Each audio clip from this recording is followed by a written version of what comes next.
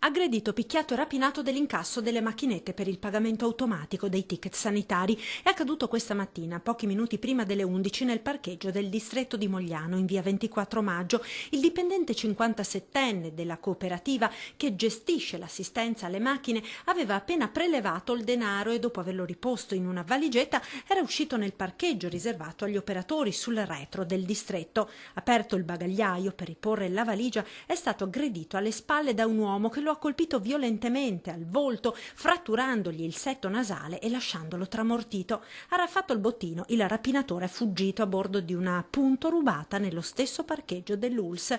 Ripresosi, il 57enne è rientrato sanguinante nel distretto, dove nessuno, nonostante il grande afflusso di gente a quell'ora del mattino, si era accorto di quanto stava accadendo nel parcheggio. Ma la cosa non è accaduta a quell'interno, ma all'esterno del distretto. Quindi non c'è stata percezione all'interno di cosa è successo, se non quando è rientrato il signore. Subito soccorso, il 57enne è stato poi trasportato all'ospedale di Treviso per gli accertamenti e le medicazioni. Intanto al distretto di Mogliano sono arrivati i carabinieri ad indagare su una rapina che a Treviso non ha precedenti.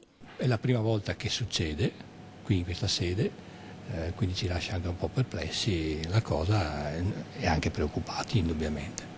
Sicuramente il colpo era stato preparato e studiato nei minimi dettagli, anche perché il prelievo di Mogliano era l'ultimo della mattina. L'addetto aveva infatti già svuotato le macchinette automatiche di Padernello, Quinto, del Gris e delle altre due sedi moglianesi dell'ULSS. Per questo il bottino è ingente, tra i 9 e i 10.000 euro. Si presuppone che il rapinatore, per mettere a segno il colpo, avesse perlomeno un complice che lo ha aiutato nella fuga a bordo della Punto rubata e, prima di scappare per impedire ogni inseguimento, ha anche forato le gomme della vettura aziendale dell'ULSS 9.